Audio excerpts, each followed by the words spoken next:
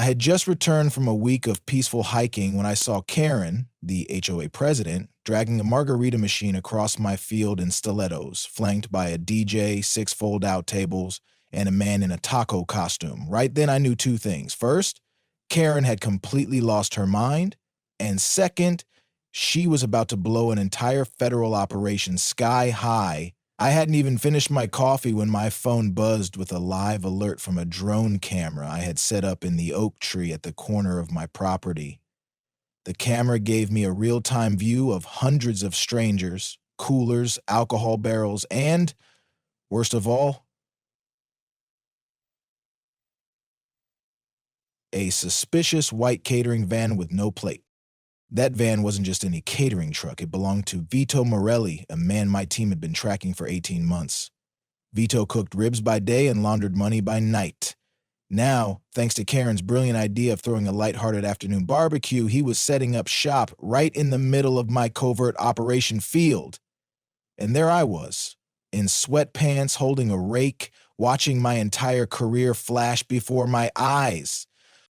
Just 3 months ago, I had moved into this HOA-controlled suburban neighborhood, planning to blend in and use the property as the staging ground for an undercover federal sting operation. As a federal agent, I was officially listed as a freelance cybersecurity consultant, and the neighborhood was perfect, quiet, with a golf course and walking paths, and neighbors more interested in gossip than asking real questions. That all changed when Karen, president of the HOA, showed up unannounced at my door with a clipboard, a fruitcake, and a 14-point list of problems with my lawn aesthetics. Apparently, my native grasses weren't HOA-approved Bermuda grass, which for some reason triggered an emotional breakdown in her. From that moment, she declared war on me. I made the mistake of ignoring her until today. My property included a 3-acre field, chosen specifically for its privacy and clear sightlines, perfect for my operation. To Karen, however, it was nothing but wasted community space. I had caught her multiple times, walking along the perimeter, taking photos and making notes. Last week, she dropped a flyer in my mailbox for a community barbecue, claiming it was just a few families and I was invited to observe if I was shy. I texted her immediately, hard no. This land is private, zoned for agricultural use, not available for parties, not even for your geriatric book club. She didn't respond. I should have known silence meant she was about to pull something outrageous. That morning, it became clear that Karen had completely disregarded every boundary and decided to go ahead with her party. Not only had she invaded my land, but she'd also brought alcohol, hired entertainment, and most dangerously contracted Vito Morelli. He was the final nail in the coffin. Vito had been lying low for weeks after a warehouse seizure in Arizona. We had no idea where he had resurfaced until now, and now, thanks to Karen, he was setting up right in my backyard. I jogged toward the chaos, trying to stay calm and not blow my cover. Karen saw me coming and waved as if we were best friends. "Alex, isn't this fabulous? You'll love it once you see it in action," she said with her usual cheery tone. I stared at her, stunned. She was wearing a sash that said, "Barbecue Queen," and sunglasses shaped like flamingos. "Karen," I said, keeping my voice even, "we had a conversation. This is trespassing. There are over 100 people on my private land." She scoffed and tossed her blonde bob like we were arguing about patio furniture. "It's not trespassing when it's for the greater good," she said, waving toward the open bar and dance floor, where someone's toddler was twerking to Pitbull. Meanwhile, I noticed Vito locking up the catering van, his eyes scanning the crowd. He didn't recognize me yet, but if he looked too long, he might. I ducked behind a makeshift tiki bar to observe. My earpiece clicked into place and I whispered to my surveillance team, confirming Vito's ID. We weren't ready for a takedown, too risky with so many civilians around, but we could gather intel. I snapped some photos with my phone, recorded sound bites, and started piecing things together. This wasn't just about a casual neighborhood gathering. There were fireworks stations set up with teenagers running them, kids holding sparklers near dry brush, and an open flame next to a propane tank. It was an accident waiting to happen, and it was happening on my property while I was undercover. Karen returned with 2 margaritas, handing me one. "Vito makes them strong," she said, grinning. He's such a gem. I've gotten him so many contracts around the neighborhood. He's so grateful. That's when my blood ran cold. It wasn't just casual involvement. She had leverage over him. She was working him into the community, possibly laundering HOA funds through his catering business. I handed the margarita back and stepped away. My cover was thin ice now. If Karen was involved, this could compromise everything. But I couldn't blow the operation yet. I had to let her think she was in control, running her HOA fantasy land while I worked to gather more evidence. Let her party, let her run her mouth, let her tangle herself up in her own lies. Because I wasn't just a neighbor anymore. I was a federal agent, and Karen had just invited a kingpin to her backyard bash. Vito Morelli wasn't the kind of man you expect to see at a suburban barbecue, but there he was, flipping ribs on a smoker like this was just another Saturday gig. To everyone else, he looked like a local hero, but to me, he was a ghost, a money-laundering kingpin. We had been chasing him for months, but he always managed to vanish just before we could close in. Now, thanks to Karen, he was practically serving himself up to us. From a distance, Vito seemed relaxed, chatting with neighbors, handing out samples, high-fiving teenagers, but I could see the twitch in his eyes whenever someone mentioned permits. His hand never left his phone, thumb constantly scrolling. He wasn't here for the community vibe. He was conducting business, probably laundering thousands right in front of everyone. Karen, oblivious or pretending to be, paraded around like she was running for office. She wore a barbecue tiara. Yes, an actual tiara made of plastic grill tools, and kept making announcements over the loudspeaker about raffle prizes and supporting local vendors, including Vito. She was drunk on power, literally and figuratively. The fact that she had not only brought Vito into the community but was publicly promoting him set off every alarm in my head. I needed to find out how deep her involvement ran. I made my way over to the food truck line, careful not to draw attention. As I reached the front, I gave Vito a nod and asked how long he'd been catering HOA events. "Oh, here and there," he said, squinting at me, clearly trying to place my face. "Word of mouth, throw a few ribs their way and suddenly you're the mayor." I laughed politely and asked if he did corporate gigs. "Depends on the company," he said, slowly, raising an eyebrow. "Got to know who I'm cooking for." I planted the bait. I've got some folks looking for someone discreet for private functions, off the books, no receipts, big spenders. His eyebrows rose just a touch. That was all I needed. I handed him a burner business card with a fake consulting firm and a monitored phone line. If he called, we'd have a trace. If he texted, we'd have evidence. He slipped the card into his apron without breaking eye contact and handed me a sandwich, wrapped in foil. "On the house," he said, "for being a man who appreciates brisket done right." I walked away, scanning the party again. Karen was now leading a conga line, screaming Sweet Caroline lyrics while holding a plastic goblet the size of a bird bath. Several board members looked visibly uncomfortable. Linda from the architectural committee was pacing on the edge of the field on the phone. I suspected she wasn't calling for more ice. The cracks in Karen's facade were starting to show. The chaos continued, escalating from cheerful to borderline anarchy.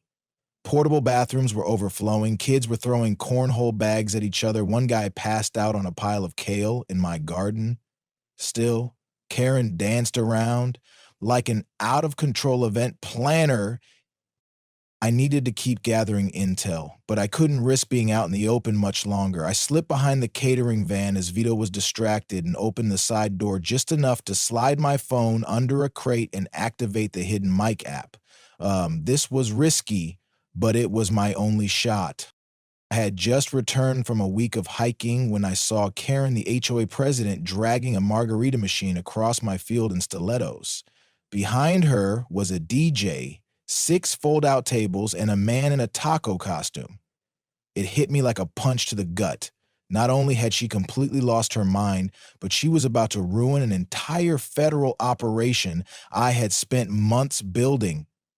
My phone buzzed, and I looked down at the live alert from the hidden drone camera I had set up in the oak tree at the edge of my property. The camera showed a scene of chaos: 100 strangers, coolers, alcohol barrels, and a suspicious white catering van without a license plate. I zoomed in on the van. It belonged to Vito Morelli, the man my team had been investigating for over a year.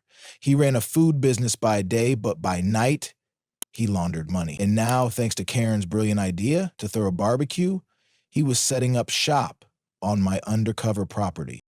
3 months ago, I had moved into this HOA-controlled suburb with one goal: to blend in and use the property for my undercover operation. As a federal agent, I posed as a freelance cybersecurity consultant, and the neighborhood was perfect: quiet, with walking paths and golf courses, and a set of nosy neighbors who kept to themselves, preferring gossip to anything else.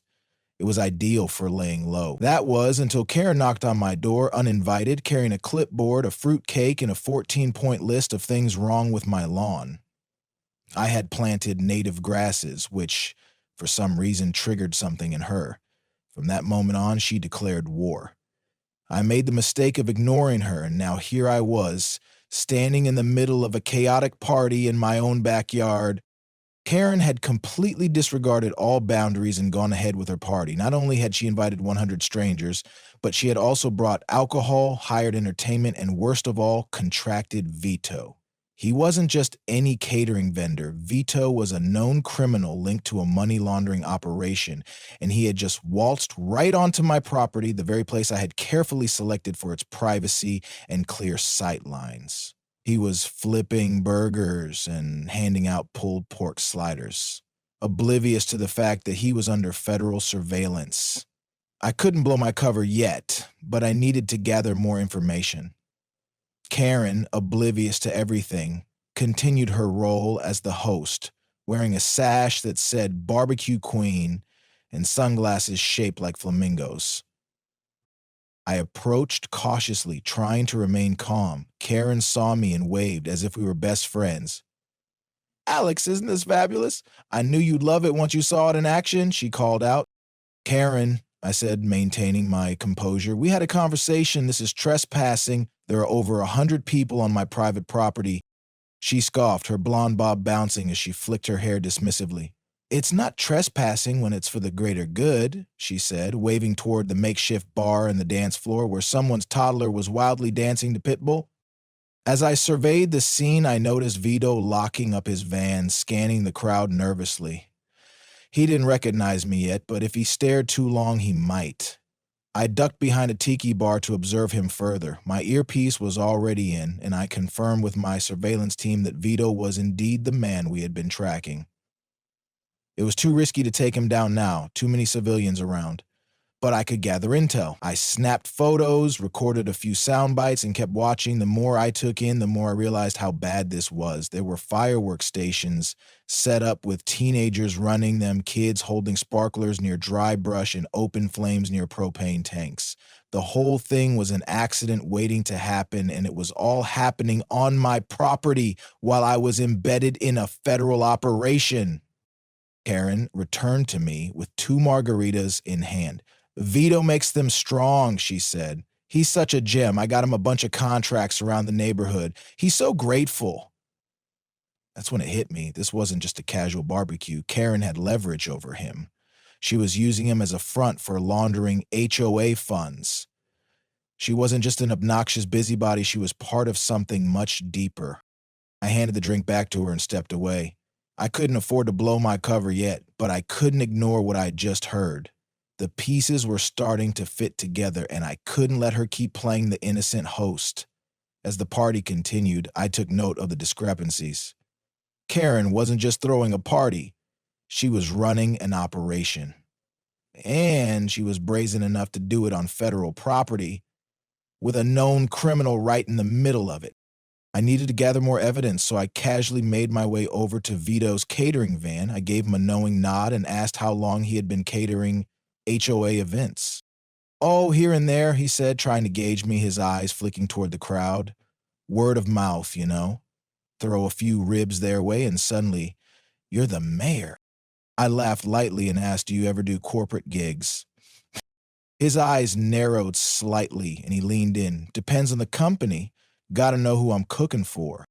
I leaned in slightly. I've got some people looking for someone discreet for private functions. Off the books, no receipts. Big spenders? His interest piqued. Give me a number, he said with a smile. We'll talk. That was all I needed. I slipped him a burner business card with a fake consulting firm. If he called, we'd have a trace. If he texted, we'd have evidence. He slipped it into his apron without breaking eye contact and handed me a sandwich wrapped in foil. On the house, he said. For being a man who appreciates brisket done right. As I walked away, I kept an eye on Karen, who was now leading a conga line while holding a giant plastic goblet. The party had shifted from chaotic fun to borderline anarchy. The bathrooms were overflowing, kids were throwing cornhole bags at each other, and one guy had passed out in my garden bed. Karen, however, pranced around like an out-of-control event planner, completely oblivious to the mess she'd created. I knew I had to keep gathering evidence, but I couldn't risk being out in the open much longer. So I slipped behind Veto's van and opened the side door just enough to slide my phone under a crate, activating the hidden mic app. I couldn't risk being seen, but this was my only shot at gathering more evidence. I left the phone running, and as I made my way back to my shed, I listened in. I caught muffled voices and Vito talking about invoices and bulk meat orders. Bingo. It wasn't solid proof yet, but it confirmed my suspicion that the operation was still running. If Karen was funneling HOA funds to him, this event could be used as part of the indictment. Later that evening, after the party had died down, I walked the perimeter of the field, surveying the damage. Trash was everywhere, burn marks were scattered across the grass, and my fence had been knocked over in 2 places. It wasn't just a party. It was a coordinated operation that had compromised a federal investigation. I had warned Karen. I had it in writing. Now I had to clean it up. And not just the mess on the ground. That night, as I was reviewing the audio recordings, there was a knock on the door. It was Linda, one of the board members. Her eyes were wide and she held a small envelope. I shouldn't be here, she said, her voice trembling. But you need to see this. She handed me the envelope and left without another word. Inside, I found photocopies of checks made out from the HOA fund to fake businesses, all routed to accounts linked to Vito's catering company. And the most damning evidence, several of the checks were signed by Karen herself. My heart pounded. This wasn't just speculation anymore. This was a paper trail. Karen wasn't a clueless control freak who had stumbled into federal waters. She was neck deep in it. 3 days later, the HOA called a meeting in the community clubhouse, and word had spread quickly. Half the neighborhood was there, some still buzzing from the party, others demanding answers for property damage, noise complaints, underage drinking, and how an alcohol-fueled carnival had appeared on someone else's private property. Karen sat at the front, flanked by 2 of her loyal board members wearing a red blazer and a smug smile. She opened the meeting by praising the community spirit and then moved straight into damage control. She claimed the gathering was a spontaneous celebration for the community, approved by an internal consensus. But then she pivoted, turning to me. Unfortunately, she said, a certain resident has taken it upon himself to exaggerate and escalate what was clearly meant to be a joyful occasion. I didn't flinch. Karen accused me of overreacting and insinuated I had intentionally sabotaged her event. She tried to paint herself as the martyr and me as the villain. But I had a bombshell. When she finished speaking, I stood up. I appreciate your creativity, Karen, I said, my voice steady, but I'm afraid you've mistaken me for someone who plays by HOA rules.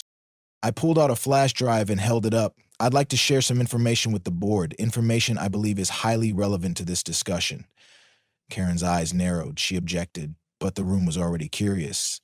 I plugged the drive into the clubhouse laptop and projected the first file, drone footage from my field during the barbecue.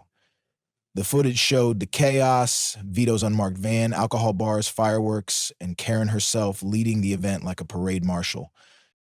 The room gasped. I let the footage play for a few more seconds before switching to audio. Vito's voice from the wiretap in his van casually discussing falsified invoices and bulk meat orders. Then I pulled out the copies of the checks Linda had delivered, showing Karen's signature with HOA funds routed to shell companies tied to Vito's operation. Karen stood abruptly. "This is outrageous," she snapped, but her voice cracked. "Actually, Karen," I said, turning to her, "it's a lot more legal than signing off on laundering HOA money through a fraudulent business." The board went silent. The vice president leaned forward and asked Karen directly if she had authorized the payments.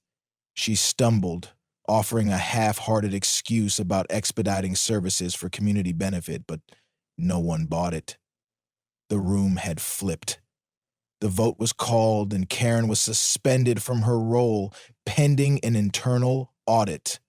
She sat in stunned silence, watching her empire crumble. Later that night, I went through more audio from Veto's van. One clip stood out. Veto mentioned an upcoming event, larger than the last one. Karen was planning another fundraiser, same setup, same vendors, bigger guest list. I couldn't wait any longer. It was time to set the trap. Karen wasn't done yet. She had lost the HOA title, but she was still pulling strings behind the scenes. This next event wouldn't be a party. It would be a sting. Karen would walk right into it. And this time, she wouldn't be dancing with a margarita in hand. She'd be answering questions in an interrogation room. Operation Brisket Bait was underway. When I saw Karen dragging a margarita machine across my field, followed by a DJ, 6 fold-out tables, and a man in a taco costume, I knew two things. First, she had completely lost it, and second, she was about to blow up a major federal operation. My phone buzzed with a live alert from the drone I had discreetly placed in the oak tree at the corner of my property. The feed showed 100 strangers, tents, coolers, and one suspicious white catering van without a license plate. That van belonged to Vito Morelli, the very man I'd been surveilling for the past 18 months. Vito, a caterer by day and money launderer by night, was setting up right in the middle of my operation. I had moved into this HOA-governed suburb 3 months earlier with a clear objective to blend in and use the property for an undercover federal operation. I was posing as a freelance cybersecurity consultant, and the quiet neighborhood was the perfect cover. With a golf course, walking paths, and nosy neighbors who stuck to gossip, it was ideal. But all of that changed when Karen, the HOA president, knocked on my door unannounced, armed with a clipboard, a fruitcake, and a 14-point list of grievances about my lawn. Apparently, my native grasses, which I had chosen intentionally, triggered some deep-seated annoyance in her. From that moment, she had declared war. I made the mistake of ignoring her. Until now, Karen had completely ignored my boundaries and gone ahead with her party. Not only had she invited over 100 strangers, but she had also brought alcohol, hired entertainment, and most critically, contracted Vito.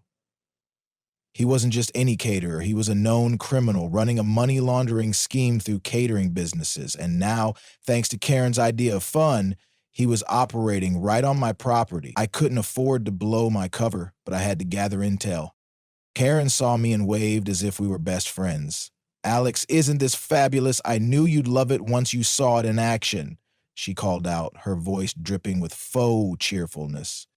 "Karen," I said, keeping my composure, "we had a conversation. This is trespassing. There are over 100 people on my private land."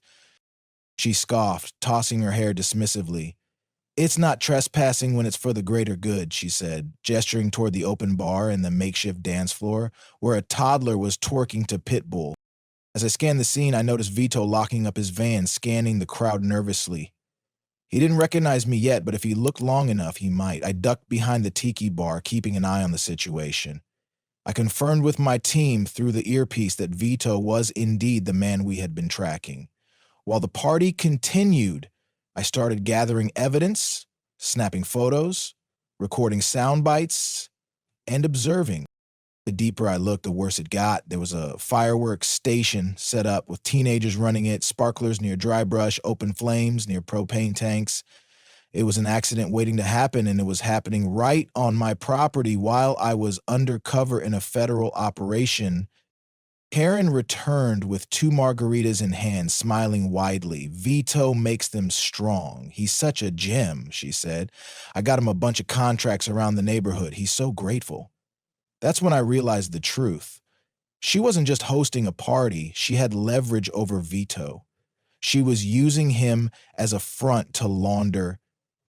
I handed the drink back and stepped away. I couldn't blow my cover, but I couldn't ignore what I had just heard. Karen was no longer just a nuisance. She was a co-conspirator in a criminal enterprise. As the night wore on, I stayed close, observing Karen as she flitted from donor to donor. I kept my distance, allowing the conversation to flow, but I was gathering more than just gossip. Every word she spoke, every handshake, every false promise was being recorded, documented, and stitched into a case that would eventually bring down her empire. Near the end of the night, I approached Karen. She was more relaxed now, drink in hand, heels kicked off, laughing with a group of city officials. I leaned in and said, "You really know how to pull people together. Impressive." She winked. "Connections are everything, Carter. You scratch a few backs, grease a few palms, and suddenly the whole system works for you." I raised my glass. "To the system," I said. That was the final nail in her coffin. Seconds later, the music stopped. The lights cut out for a moment. Everything froze. Then the sirens came. A low, unmistakable sound. Black SUVs rolled in through the gate. Flashlights swept the grounds. A booming voice called out over a megaphone, "Federal agents, everyone stay where you are." The chaos erupted. Guests stumbled. Some tried to run. Vito made it 6 steps toward the woods before 2 agents tackled him. Karen didn't move. She stood there blinking, lips parted, clearly unable to process what was happening. When the lead agent approached her with cuffs, she laughed, thinking it was some kind of prank. It wasn't. The guests were escorted out one by one, most still trying to understand what had just occurred. Vito was shoved into a van yelling about lawyers. Karen was read her rights while wearing a sequined cardigan and holding a mason jar of sangria. As she passed me, now fully back in federal agent mode, our eyes met. Her smile disappeared completely. "You," she hissed. "You tricked me." I didn't respond. I didn't have to. The sting had worked. Back at HQ, the evidence was compiled. Statements were collected. Charges were filed. Fraud, conspiracy, money laundering, misuse of HOA funds, violation of zoning laws. The list went on. We had her. We had them all. And it had all started with a stolen barbecue on a stolen field. The fallout hit the neighborhood like a lightning strike in a drought. One moment, Karen was the queen of the cul-de-sac, and the next her face was plastered across local news broadcasts with the headline, "OA President Indicted in Federal Money Laundering Scheme." The footage of her being walked out in handcuffs, barefoot, and mascara smeared, spread across every group chat within a 10-mile radius. People who used to nod politely now spoke in hushed whispers, sharing their own stories of what Karen had really been doing behind the scenes. The HOA imploded overnight. Meetings were canceled, board members resigned, the clubhouse was locked indefinitely, pending investigation. It was as if someone had yanked back the curtain on the whole charade and everyone could see what had been festering beneath the surface. Vito flipped first. Faced with federal charges and the possibility of spending decades behind bars, he gave up every name, every transaction, every detail. He admitted to laundering over $4 million through catering businesses, subcontracting fraud, and HOA sweetheart deals. He confirmed Karen's involvement, explaining how she had approached him after a 4th of July picnic and offered him a mutually beneficial arrangement. She'd supply the events and funding, and he'd kick back 30% under the table. He even handed over a burner phone filled with text messages and voice recordings, each one a nail in Karen's already collapsing coffin. Karen's legal team tried to spin it. They claimed she had been manipulated, unaware of the extent of the operation, a community leader in over her head, but the evidence was overwhelming. The forged invoices, the altered minutes from board meetings, the secret accounts she'd opened under the guise of beautification grants, her voice on tape, joking about creative accounting. No jury was going to see her as a victim. She was the architect, the mastermind of a suburban empire built on brisket, lies, and unchecked entitlement. As for me, I stayed quiet. The agency wanted to issue a press release, but I declined. Let the neighborhood believe I was just a lucky homeowner who happened to record the right moment. The truth was buried under clearance levels, and that's where it would stay. My identity as a federal agent remained classified, and to most, I was still the guy with the weird field and native grasses who somehow took down the HOA without lifting a finger. That suited me just fine. In the weeks that followed, a temporary committee was formed to restructure the HOA. They begged me to be part of it, offered to waive fees, and even threw in a ridiculous title like Operations Oversight Advisor, but I turned it down. I'd had enough HOA politics to last a lifetime. Still, I offered a suggestion. Hire a third-party mediator to keep future presidents from turning into miniature dictators. They took the advice and even implemented a new bylaw requiring all financial transactions to be publicly accessible to residents. Karen's little empire had left a legacy, just not the one she wanted, but perhaps the one the community needed. My field, once trashed and trampled, slowly returned to normal. I reseeded the grass, reinforced the fence, and added a few cameras. Not hidden ones this time. People now respected the boundary. Some even stopped by just to thank me. One neighbor, Bob from 3 houses down, brought a 6-pack and told me he had been trying to expose Karen for years, but didn't know how. Others shared stories of fines they had been unfairly slapped with, rules Karen had invented on the fly, and shady deals they had always suspected but couldn't prove. The neighborhood had been living under her thumb for so long, most had forgotten what normal even looked like. Then, one afternoon, I got another envelope under my door. No name, no return address. Inside was a note. Thank you for finishing what I started. Attached was a flash drive. I loaded it up and found years of data, emails, voice memos, and documentation that clearly came from someone on the inside. It wasn't from Linda. This was someone deeper, someone who had stayed in the shadows. I never found out who it was, but I didn't need to. Whoever they were, they had tried to stop her quietly and failed. I just happened to be the storm that finally broke the dam. A few months later, Karen was sentenced to 5 years in federal prison with no parole, plus restitution payments to the HOA for misuse of funds. She sobbed in court, gave a weak apology, and claimed she had only ever wanted to bring people together. The judge didn't buy it, and neither did anyone else. Her property was sold to cover legal fees, and she vanished from the neighborhood like a bad dream. The tiara, the clipboard, the flamethrower of passive aggression, gone. The final twist came on a Monday morning when I got a call from a number I didn't recognize. It was a literary agent. Somehow, somewhere, someone had pitched my story to a publisher. Not the classified parts, obviously, but the civilian version, the guy with the lawn, the party, the barbecue that unraveled a criminal enterprise. They wanted to option it as a book, maybe even a limited series. I laughed out loud and asked who put them up to it. The agent wouldn't say. All they said was, "It's too good not to tell." I didn't say yes, not right away, but I didn't say no either. In the end, the neighborhood healed slowly, awkwardly, but honestly. The board was rebuilt with transparency. Residents started looking out for each other instead of tattling. The clubhouse reopened, not for power plays, but for potlucks. And me? I finally got to enjoy the field I bought in peace. No parties, no fireworks, no illegal taco trucks, just grass, quiet, and the occasional chuckle when I remembered the day Karen strutted into my land with a margarita machine, unknowingly triggering her own downfall. Justice had been served, and for once it wasn't slathered in barbecue.